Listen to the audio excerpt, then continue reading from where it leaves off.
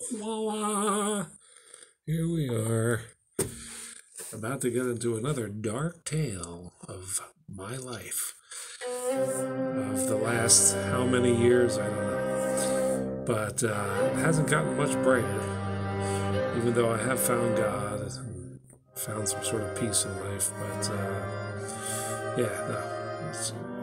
God doesn't make life any sweeter just because you found him.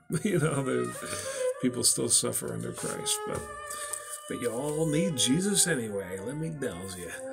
But anyway, I'm here to tell you about the extraordinary case that once again I haven't really shared with much of anybody, certainly not publicly like this.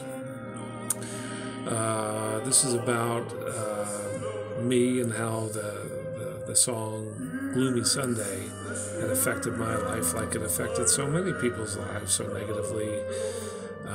But I got a double dosage because I was in a suicidally depressive black metal band over the same years that I decided to record this song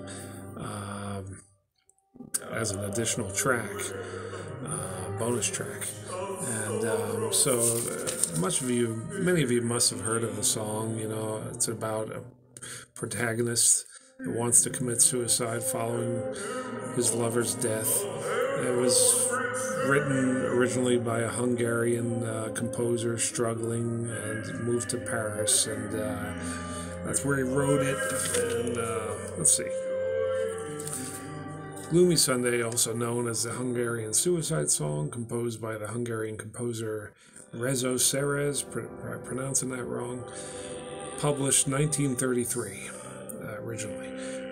Original title was The World is Ending, written in Hungarian, and how it translates. Different musicians covered it differently. Billie Holiday has the best known version. It was originally written in Paris. I said that. Written in the Great Depression, during the Great Depression. The composer never found a publisher. One editor stated, "It is not that the song is sad.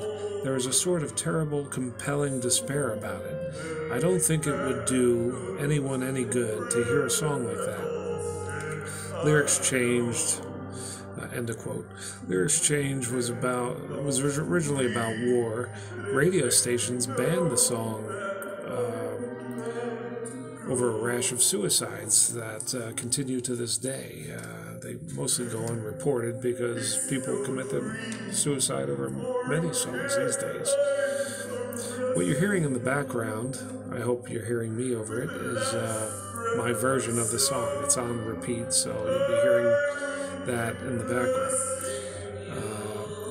The idea of this video is that I recorded this in southern Maine in New England in the year 2013, and only about roughly a month later, in November, on my birthday, I would put a gun to my own head and kill myself.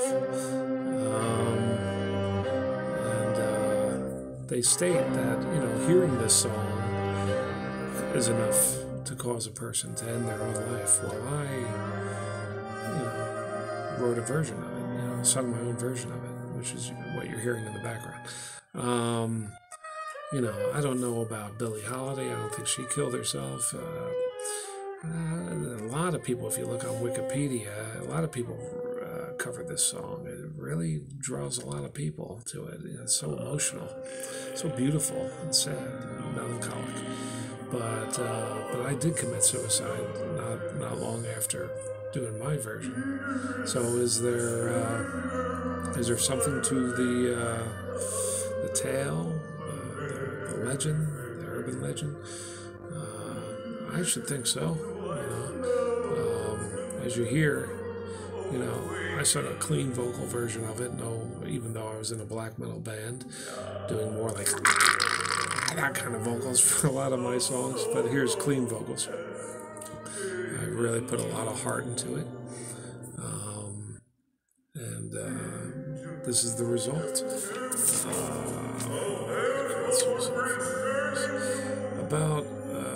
different musicians covered all that. Composed by a Hungarian composer, yeah. Published. Oh, I said all that. Well, that's really it, you know. I mean, how do you figure? You know, there is something to this song, you know, and you can look it up online, and you can find the original composer's early, 1930s version, and you can hear later versions, endless versions. I put a lot of heart into it. Sure enough, it almost took my heart out to write it. At the time, if you asked me why I nearly ended my life, I didn't make the connection yet that, oh wow, I just wrote a version of this song. And what you're hearing in the background. And wow, I did actually. I found out years later after I recovered that, wow, I recorded that song not long before I would attempt to end my own life, very successfully, because I did die and had the near-death experience. You could find that video elsewhere. And but this is a supernatural song, and I wrote music that people ended their lives to. I wrote music with a band from France, a one-man band that invited me to sing and write lyrics for. He threw himself in front of a bullet train not long after releasing that album on Drakkar Records. It's called Mystic Forest, In the End. In the End. It's the most suicidal black metal song you could find, because both members killed themselves, one more successfully than the other. The other me revived. So you just can't find a more suicidal black metal band than Mystic Forest. Both guys did kill themselves. And plus, I had people try out for other bands of mine, like Vintage Flesh, and would later kill themselves after trying out. One in particular, a drummer, killed himself soon after trying out for us and not getting the part. Another guy died behind the wheel of a heart attack, another drummer who did get the job, but, died before he could play in our band. And then there was a lot of paranormal, demonic stuff that goes on around the band, but I don't want to give you too much. Just know that, y'all do need Jesus. You need some loving source, and I don't know any greater loving power from the other side to draw energy and protection from other than Jesus. If you think you can find a better one, go ahead, but proof's in the pudding. You look in the world today, you look at what Jesus has done for so many people. I'm not talking about the corrupt people that pretend to be of Jesus. They're not. The pedophiles in the Catholic Church, and people who burn witches. No, those were just evil people hiding behind the Christian religion or the Catholic religion. There'll always be evil people claiming. There's Joe Biden today claiming to be, Catholic. Are you kidding me? Him Catholic? You can't be pro-life and be Catholic, first of all. Pro-choice and be Catholic. So that's all. I'm going to leave it at that. At the end of the day, it's just a gloomy Sunday.